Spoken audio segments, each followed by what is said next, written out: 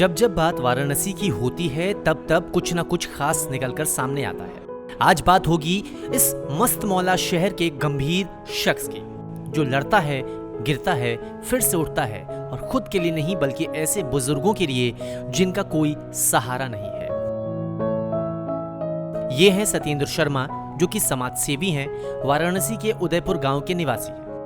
अब इनकी खासियत ये है कि इनकी जिंदगी का एक ही मकसद है, वो है बेसहारा हुए बुजुर्गों की मदद करना। और इसी मकसद को लिए सत्येंद्र आगे बढ़ रहे हैं, साथ ही कई बुजुर्गों की जिंदगी में उजाला लेकर आ रहे हैं। इस वक्त हम वाराणसी के एक ऐसे वृद्धा आश्रम में मौजूद हैं जो सरकारी या फिर गैर संस्थानी संस्था की ओर से नहीं चलता है, बल्कि इसे चलाने वाला बनारस का एक युवा है। नाम है सत्येंद्र सिंह।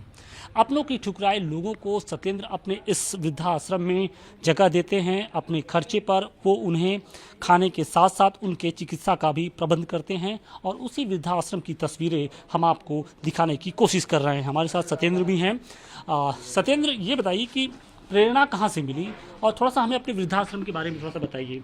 प्रेरणा तो बचपन से ही मेरी माँ जो है वो काफ़ी वेद विदुषी महिला है, तो उनका हमेशा ये रहा कि समाज में किसी का भी दुख देख करके दुखी होने की जो प्रवृत्ति है वो मुझे अपने माता पिता से मिली। और हम लोग अपने बच्चे का इलाज कर रहे थे, बहुत गंभीर उसको बीमारी थी, हम लोगों ने इसको बहुत ज़्यादा वो नहीं किया हुआ है।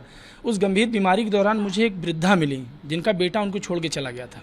अब वो रो रही थी, मुझे समझ में नहीं आया कि मैं उनको कहाँ लेके जाऊँ, तो मैं उनको अपने घर लेके चलाया और वहीं से मेरा ये जो है शुरू हुआ। और मैंने कहा कि मेरा बेटा अगर ठीक हो जाता है तो मैं अब इसी क्षेत्र में कार्य करूंगा, और महादेव की कृपा हुई, मेरा बेटा स्वस्थ है, आज वो 9-10 साल का हो गया है। और तब से ये जो है शुरू हुआ परिकल्पना। वृद्धाश्रम की कभी मेरी परिकल्पना नहीं थी, मेरा परिकल्पना हमेशा था सेवा कुटीर का, क्योंकि वृद्धाश्रम एक सभ्य समाज के लिए दाग है, ये होना नहीं चाहिए। बेसहारा और बेबस बुजुर्गों के लिए सत्येंद्र वृद्धाश्रम चलाते हैं। यकीनन उनका वृद्धाश्रम छोटा जरूर है, लेकिन उनकी सोच बहुत बड़ी है।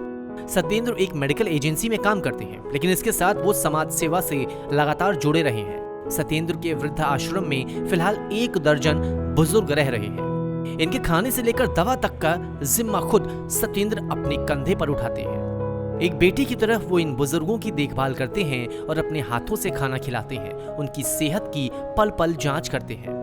सत्येंद्र इन बुजुर्गों के बेटे तो नहीं हैं, लेकिन एक बेटे से कहीं बड़ा फर्ज अदा कर रहे हैं।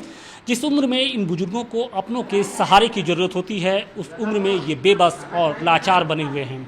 ऐसे में सत्येंद्र इन बुजुर्गों की उंगली पकड़कर न सिर्फ उनकी जिंदगी में उजाला ला रहे हैं, बल्कि समाज को भी एक संदेश देने की कोशिश कर रहे हैं। टाइम्स नाउ नवभारत सत्येंद्र को सलाम करता है। सत्येंद्र शादीशुदा हैं और इनकी पत्नी प्रियंका ने 7 फेरे लेने के साथ ही इनके मकसद को भी पूरा करने की कसम खाई और हर मोड़ पर सत्येंद्र का भरपूर साथ भी देती है। सर, इसको आश्रम ना कहा जाए तो बड़ी बात है, क्योंकि हम लोगों ने इसका नाम वृद्ध जन सेवा कुटीर रखा है। तो इससे क्या होता है कि आश्रम तो बहुत खुले हैं बनारस में, और आश्रम की दशा आप लोग जानते भी होंगे कि कैसी होती है, लेकिन ये जो सेवा कुटीर है ये इन लोग का घर है। हम लोग का एक सपना था कि ऐसा घर हो जिसमें बुजुर्ग हक से कहें कि ये मेरा घर है, ये आश्रम नहीं है। यहाँ पे इन लोग को कोई बाउंडेशन नहीं है कि नहीं आपको ऐसे रहना है तो ऐसे करना है, ये सब कुछ नहीं। ये लोग परिवार की तरह रहते हैं, सब लोग साथ में नाचते गाते, मतलब सब कुछ साथ में करते हैं। आश्रम की तरह नहीं इसको कहा जा सकता है, ये इनका अपना परिवार है, अपना घर है, हम लोग का परिवार है ये। यहाँ के बुजुर्गों को भी अपने परिवार की कमी नहीं खलती। हम लोग के लिए तो तारीफ करेंगे, अपने बेटों से तो ये यहाँ पर गिर गए थे, फिर भी सब छूट गए, सब दवाई ववाई सब किए ये लोग।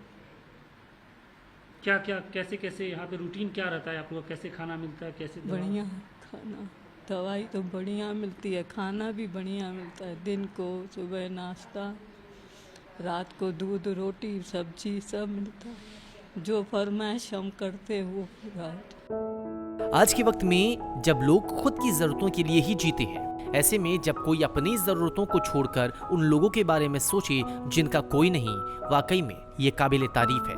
Times now Navbharat digital originals की रिपोर्ट।